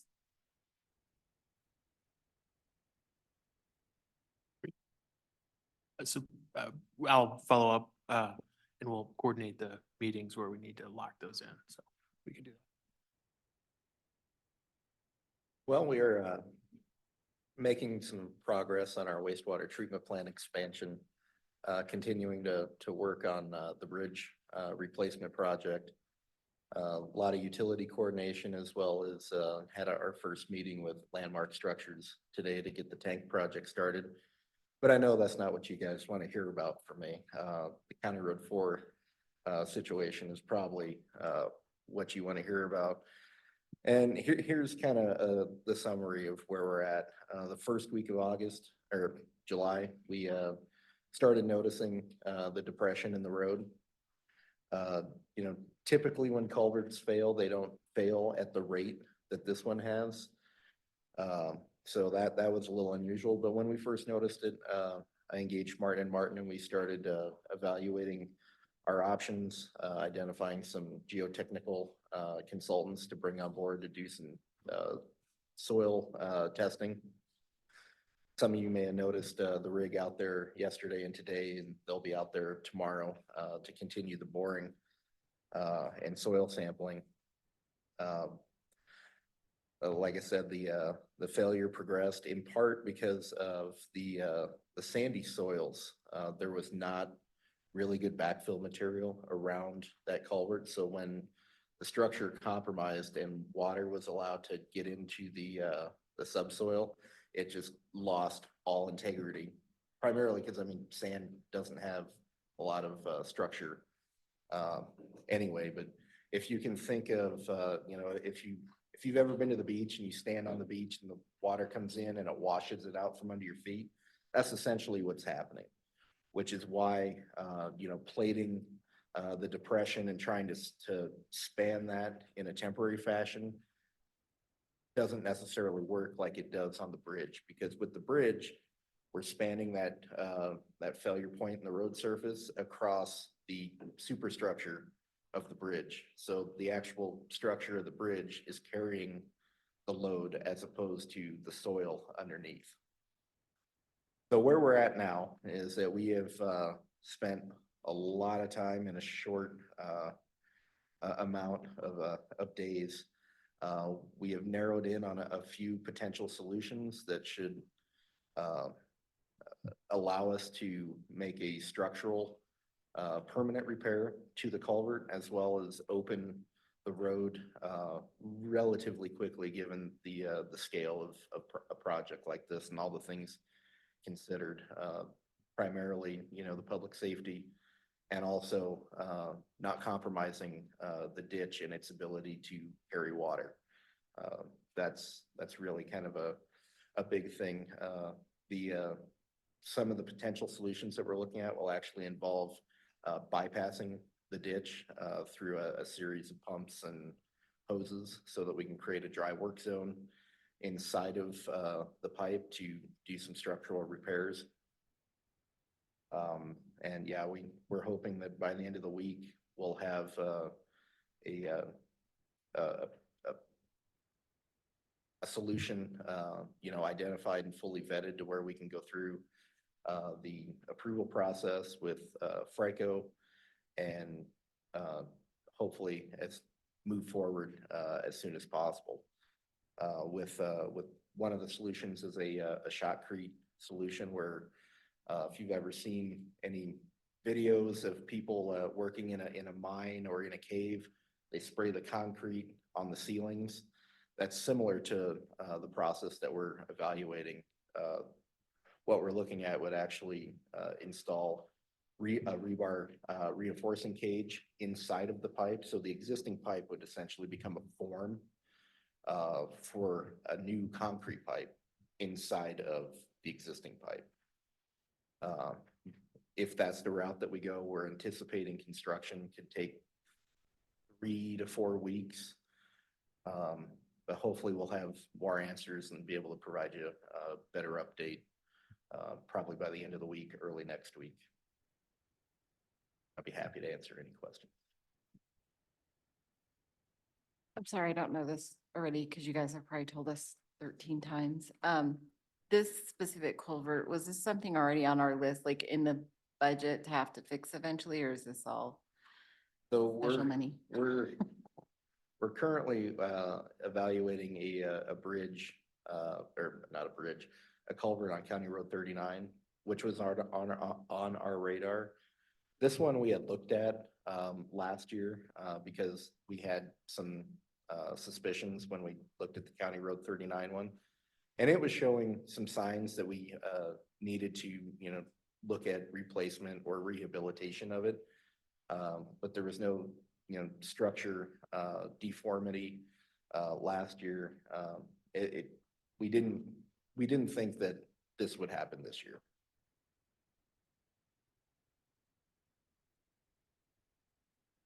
My only question would be what, I'd mentioned this to AJ, what are we doing about just traffic mediation and just trying to help with some of the flow coming through there? I've just been seeing lots of big old sandboxes, blocking the road, trying to take lefts and things like that. So I'm just curious. I know it's unfortunate. There's not a whole lot we can do, but do we have anything happening in the works? Are you specifically talking about, the impacts on County Road 31? Okay, so we have been keeping an eye on that and, so far, we've only been able to observe, minor impacts. We are working with the city of Brighton because that's in their jurisdiction to make sure we keep an eye on that. AJ and I have talked about some possible solutions, that we could install out there should we need it. But that would be, a joint effort between the city of Brighton and us and likely, traffic engineers to really come up with a appropriate solution should we need to, but we are aware of it and keeping an eye on it.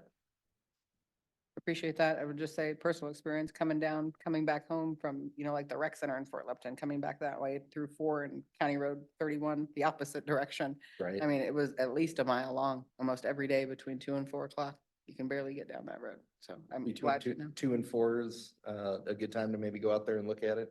Yeah, I would say Okay. that was a busy time. Yes, Okay. but I'm glad Yeah, to hear you've got the we line. started open. our observations typically around 3 o'clock and try to hit it every hour, between 3 and 6, but we'll make sure we target that 2 o'clock. I hour appreciate it. also. Thanks, Chris. And, feel free to reach out to AJ, should you see anything or have any other concerns, we're here to help and try to answer the questions, so. Yeah, Chris is right. We've been trying to monitor that since you brought it up and we haven't looked at it at the right time, but he's also been in touch with the school district. Should it extend into when the buses run through there, we're remaining in contact. So we'll have more news this week. Yeah. Yeah, and we have notified Weld County, City of Brighton, all the EMS agencies, Adams and Weld Dispatch. Pretty much everybody we could think of that, may be getting calls or have impacts from this. Thank you so much for that update. Andy? Just a couple of quick updates for the board. As you are aware, there's a portion of County Road 2 that remains unfinished. And so we just wanted the board to know that it's squarely on our radar. The town staff and engineers have reviewed those plans. We just haven't heard anything back or gotten a resubmittal from the DR Horton team. Haven't heard anything on this topic in over a month. And so we're unaware of what their current schedule is for the construction of the remainder of that roadway. And so we have scheduled a meeting with them, though. We have regular meetings with them. Will be a topic of conversation later this week. So hopefully we'll have a little bit more information there for you. On to some good news, and you've probably already seen there's a lot of activity happening on the Quick Trip site. Most of the rough grading's been completed and they are getting ready to install the utility lines and pave the roads for the whole subdivision, not just the Quick Trip site. So they're making really good progress. And so they're probably on track to start to build the Quick Trip store, later this year and then early into next year. So similarly, we're seeing really good progress on the Starbucks building. At the rate they're going, there's a good chance they'll be done this fall. I like to say maybe we'll all be finally drinking the pumpkin spice lattes by the end of the year, by the holidays. And so that's super exciting as well. And then one of the big pushes in our office is just getting ready to move the community development department to the new offsite location. That lease begins, I believe it's September 1st. So that's coming up quickly. So we're, a lot of our time's being occupied right now, just, looking for inexpensive office furniture and working with IT to get access to the network and all these things you don't really think about and you take for granted, on the day to day. Gonna need a mini fridge and, coffee machine, all those things. So, so it's been a little bit of a learning experience, but that's exciting as well. And then a bunch of other things, but, those are the sort of the main push right now. Thank you very much. Anybody have a question? Trustee Westcott? I don't have a question so much as a suggestion. And it's really not for you, Chris, but there's been a lot of engagement on social media, questions about what's going on the Quick Trip site, on misinformation being spread. I think it might be really nice. And I think it would also help to boost engagement in the community if we could post updates on development projects on our website. I don't know that we're doing that right now, especially talking about what else is going to happen on that site besides the Quick Trip. So that's one thing I think that would be cool. The other thing that I wanted to make you aware of, if you're not, is that there's an old copy of the comp plan that's floating around on social media. And you addressed it, I saw on social media, and it's like a 2017 draft or something. And people think it's like, they think that it's an actual plan and that we're getting a target on that corner and I don't know what else. And so, I don't know, but so that also could be a good way to bring up the fact that we're redrafting the comp plan and what a comp plan is, and I don't, so those are just some things to make you aware of and that we could address and use as a way to engage people to our factual social media. Thanks. Thank you.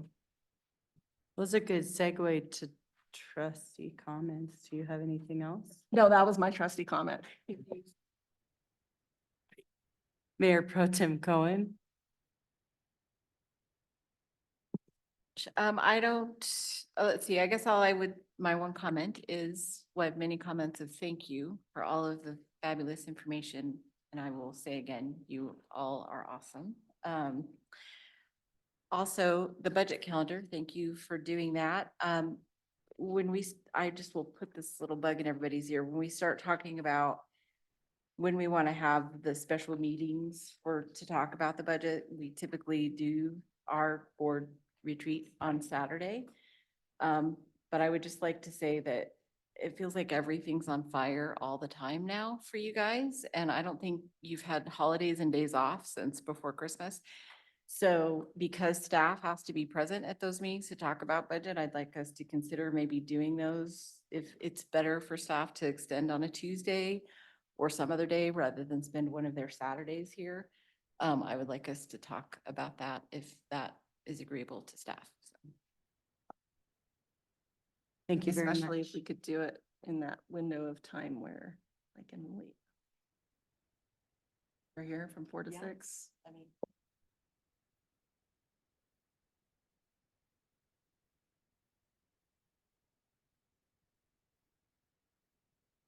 Thank you so much.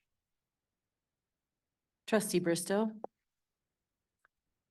I just have one comment. So I've lived here since 2006 and I've always loved the plains. I love the plains. Anyway, I've recently noticed, probably more so in the last like 6 months, that their direct fly path is like more over Loch Buoy and not so much out east. Like, because I'm usually watching them out east from my house and now they're like directly flying above my house, and more so this past like 6 months. And I was just wondering like if we've heard anything, or if, the town can get any information on like the flight paths, like, cause they're dropping fuel and like, gosh knows what else out of those places flying over. I don't know.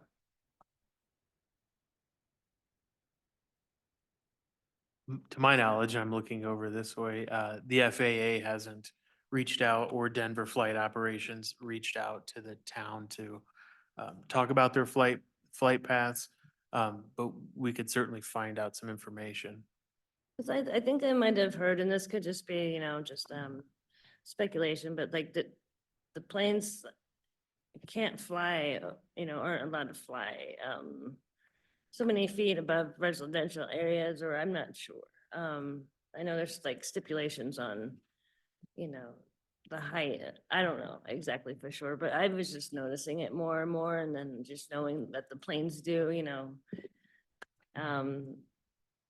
drop, chemicals, even if it's just, minuscule amounts, it's, significant. So I was just, maybe just making everyone aware and We'll see what we can find out. Thank you. Trustee White? Thank you. I just want to say thank you, everybody, for your time, for my PowerPoint presentation. Hopefully it was okay. I haven't done one since I was probably 14. So I really appreciate everybody's work on the staff. I know there's been so much going on.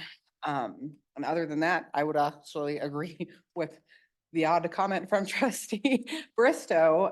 Myself in the backyard, I've been woken up lately from airplanes. They sound so close. I was actually curious about that too, if there was a new flight path. I have family that works at DIA, so I know they're out there and they change. It would be interesting to know if they have changed that to where it's actually directly over us, because it definitely seems so. I would also like to just see what we could find out about that. Thank you. Awesome. I do not have any additional comments other than my continued gratitude and appreciation for the staff and the hard work that you all are doing. We do notice it, and I would agree with Mayor Pro Tem Cohen that, we want to look at setting these special meetings at times that make the most sense for you.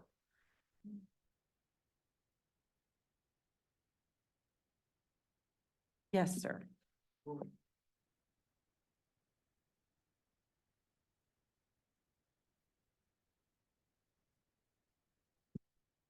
Thank you. I just wanted to bring up, the traffic calming piece that I put on your desk, on the tables in front of you. This is in response to an email that trustee Bristow sent about some QR codes appearing, in the neighborhood there.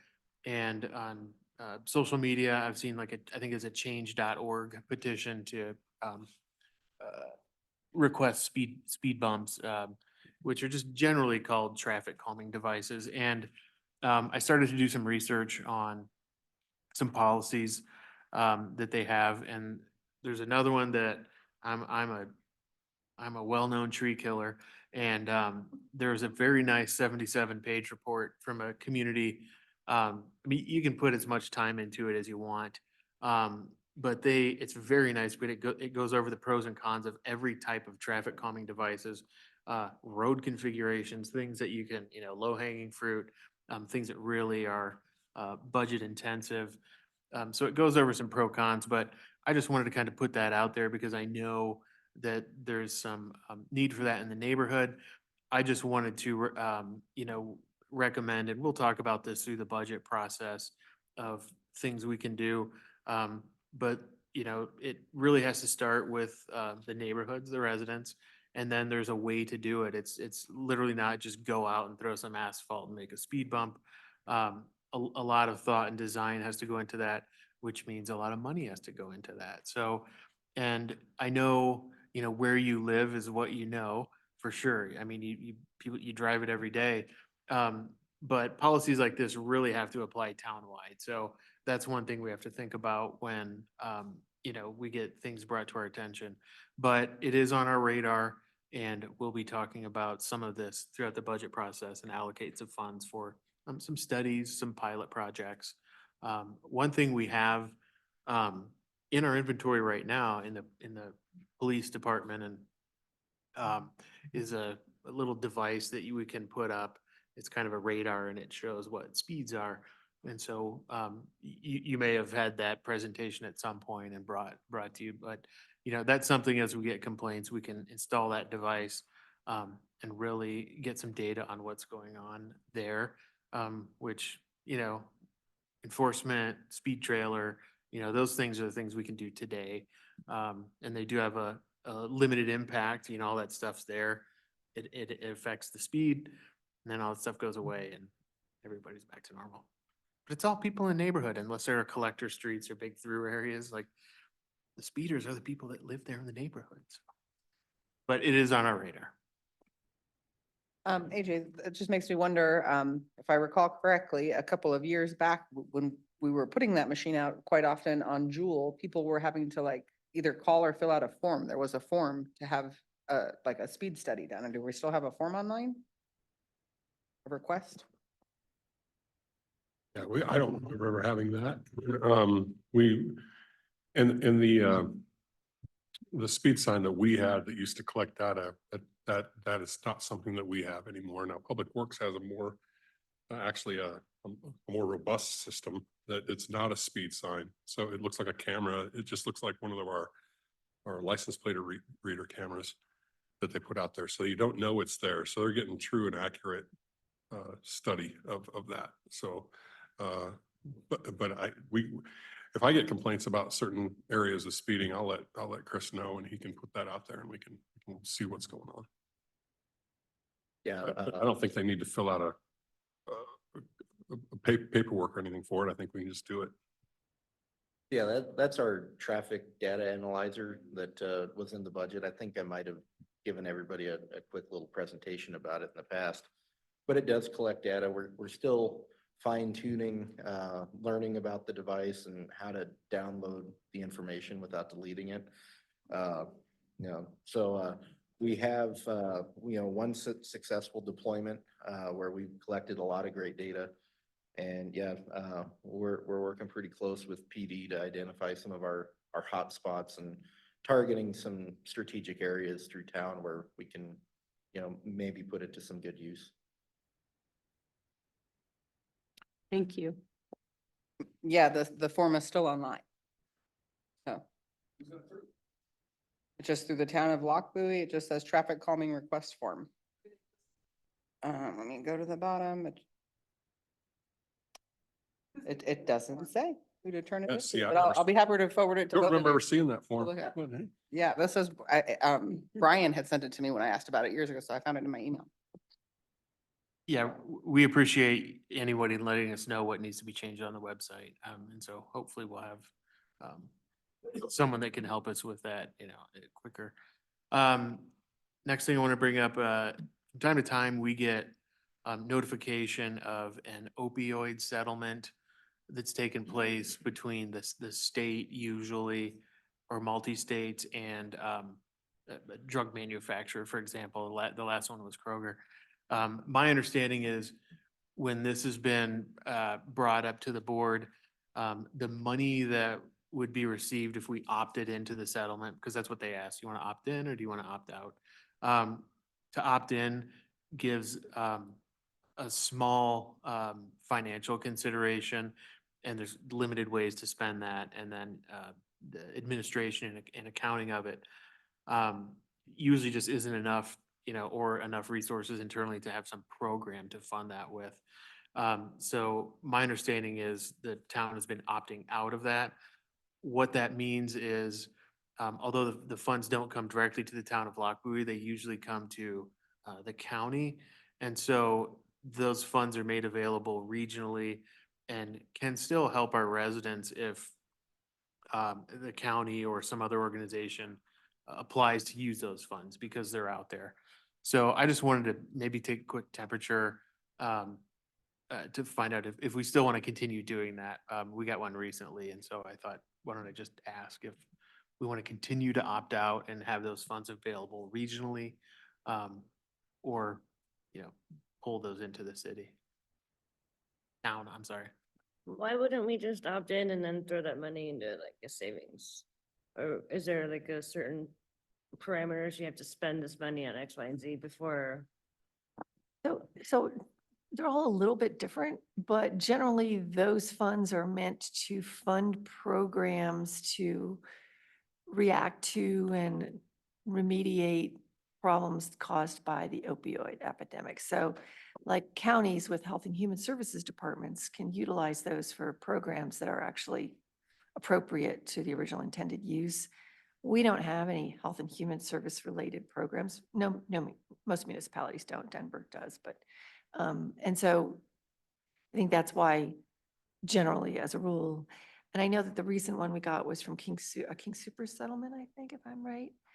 Kroger, King Supers. And Jennifer from my office looked at it and the dollar amount was just such too that, we're not going to stand up a program with that kind of money. And the money is still going to be used to regionally assist in programming that reacts and responds to the opioid crisis. So.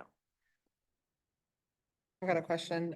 That being said, just curious, would there be any way, which I know something common we've done is like partnering with Brighton since they offer our partnership for victim services. There's not a way to utilize those funds if it's something they decided to pursue in conjunction with them? I can't really definitively give you an answer to that, except to say I don't believe that Brighton either has a program that addresses the opioid crisis and, medical costs that were incurred by the city of Brighton as a result of the opioid problem, where counties that run health and human services departments and have been dealing with, those programs that they have in place to help address and treat these addictions, obviously have seen increased costs as a result of that crisis. We haven't really, and I don't think Brighton has either, because Brighton doesn't have a health and human services department. So if I understand what you're saying, it's that our citizens are still going to get services from that money. It's just going to come through the county rather than from us.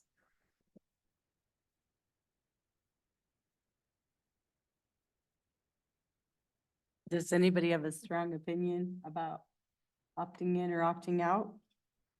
I'm gonna opt out. Opt out.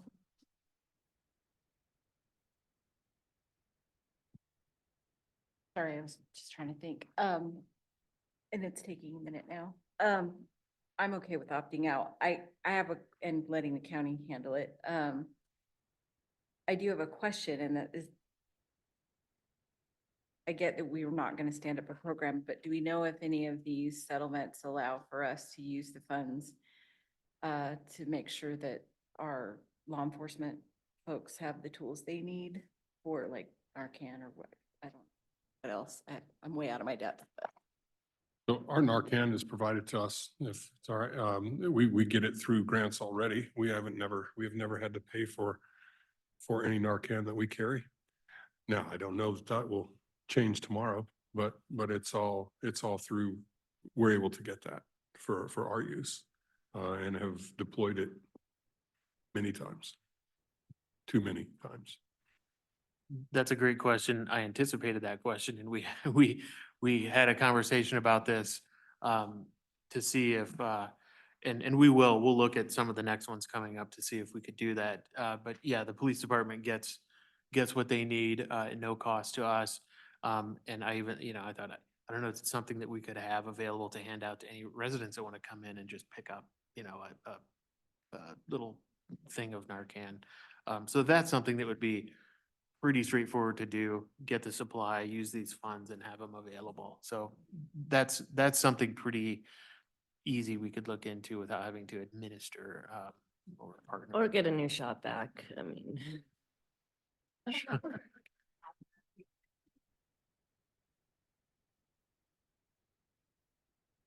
Okay, thank you. Speaking of money flowing, I've been contacted by Adams County and the Department of Housing and Urban Development. They make funds available to counties for community development block grants, CDBG is the acronym. And because we are a split county, Adams County asked us if we wanted to, a few options. Just stay with Weld County because we're primarily in Weld County. Have our part of Adams County, which is mostly Lock Buoy Station and that in the commercial development there, be in Adams County, or just stay separate or stay in one county basically, or go into both. The disadvantage, if we were to go in and say we want to get Adams County CDBG money, but only spend it in Adams County, we really couldn't, because where you need to spend that money is based on get this term wrong, like adjusted gross income, and that's the tax term. That's not the HUD term. And they pulled the data for that and we couldn't spend that Adams County money there. So I just wanted to bring that up because the county reached out, HUD reached out. So my recommendation is just to stick with staying in Weld County, opting out of the Weld County at this time, and they come back, Adams County at this time, and they do these readjustments every 3 years. So should things change, we'll have another opportunity. But right now, Weld County does offer those funds and our areas that could utilize those funds, according to the program, are in Weld County. So that is one thing on the list. I know there are some programs that we could go after to address some issues in those areas. So I think we'll find out what those application deadlines are, but I just want to make sure everybody's okay with staying in Weld County and not bringing in Adams at this point.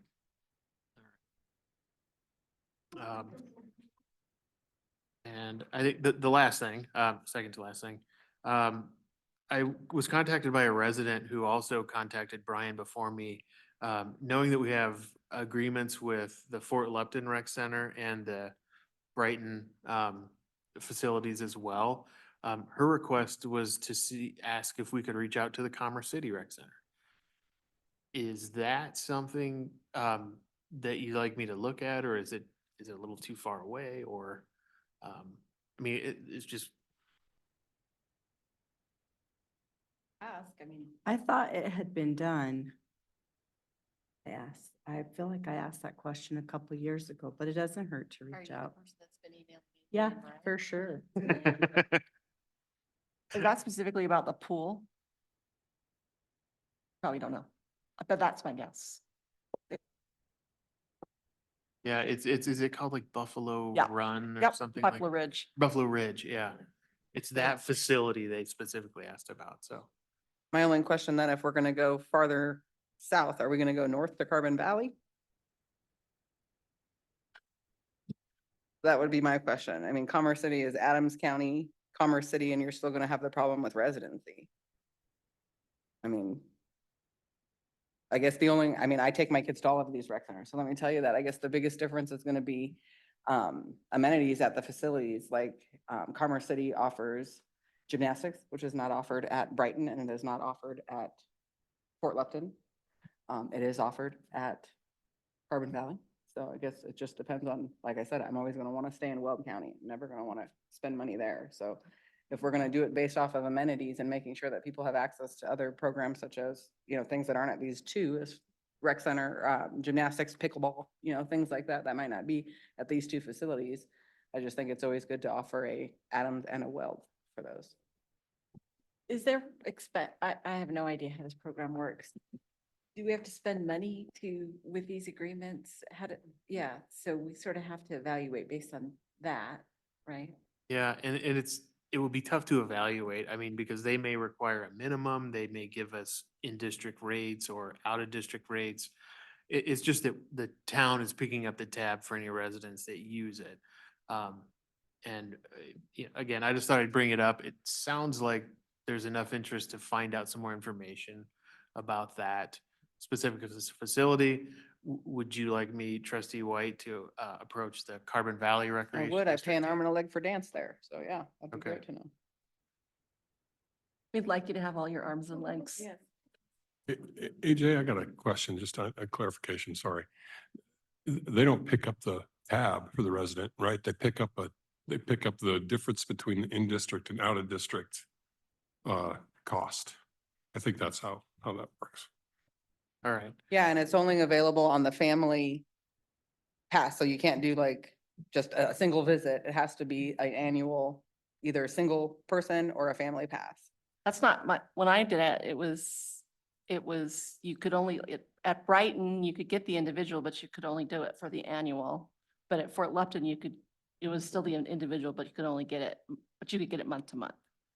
Maybe it's changed. It might be clarification. Yeah, it might be helpful to have this information if at all possible. I know you got like nothing else to do, but for the budget discussion, because this might be that sort of seems like a good point to change if we decide we've got to pick two, maybe we might pick two different ones. Who knows? Absolutely. And thanks for clarifying that. I think I just had the aquatic night in my brain that we were doing that. Great. Let's see, there'll be a job description posting coming out, or job announcement posting coming out for finance director. We only have Vic for a limited time, and a executive assistant. As Vic mentioned in the budget discussion, we still plan on having our meeting on election night. I know, but unless you're all having watch parties somewhere, if you all choose to run, not making any, okay, that we could just convene down there at, maybe the Broadmoor or wherever that's happening. So happy to do that. But the plan, our calendar that we set out still had that meeting on that night. CML annual conference was just the one where we skipped that. So if that's still cool, we'll still have it that night. Okay. Last thing, promise, there were a few topics brought up tonight that lend themselves to having, and I know we talked about this year is not the year for home rule with kind of everything going on and talking about that, but it could be for next year. So, specifically all these term limits and who gets a 2-year term, 3-year term, those are things that can be better crafted and discussed in a home rule charter. Sales tax self-collection, start when we're small, collect the sales tax ourselves. We can broaden the base. Our 5.5% assessment limit that we have, and school construction permitting. Statutory communities are a little bit more restricted in what they can do when schools decide to construct facilities. So it was just interesting that a lot of these things came up tonight. So again, just a discussion for another day, but I thought I'd just highlight those at this time. And that's all I have. That wasn't very much. Yes, ma'am. I just have one matter tonight, Mayor, because, and I'm sorry we didn't catch this on the agenda, but you have taken a new office and we need to get you sworn in and to sign your oath. And so Heather's printed that out. And so if everybody is okay, maybe we could do the oath of office and I can be the photographer.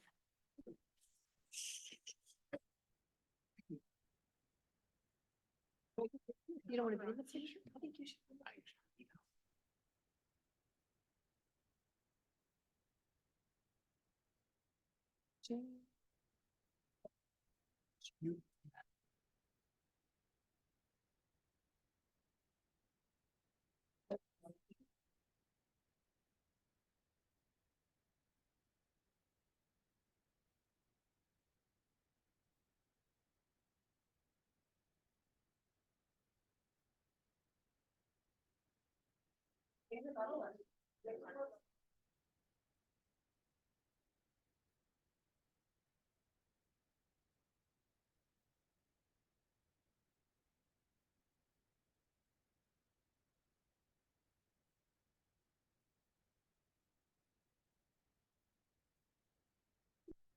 You want me to just read it or do you want me to?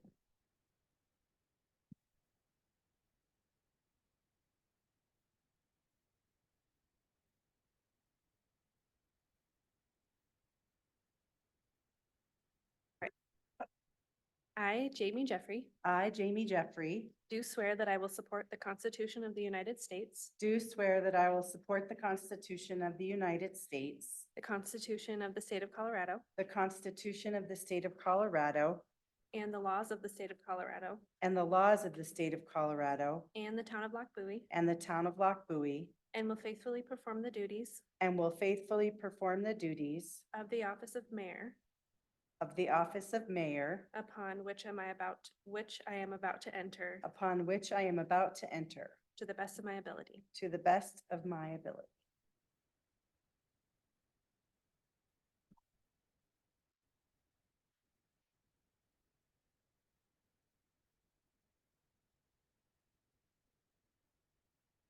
Cool.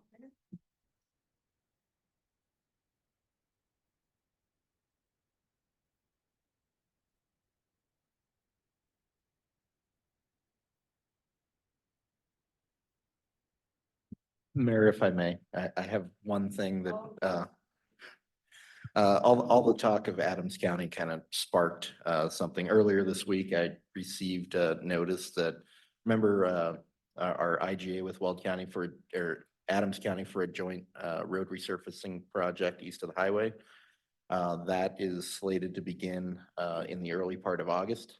So as soon as I get, some better dates, we'll make sure to get it out on Facebook and the website and everything. But I thought you wanted to know that also. I move, or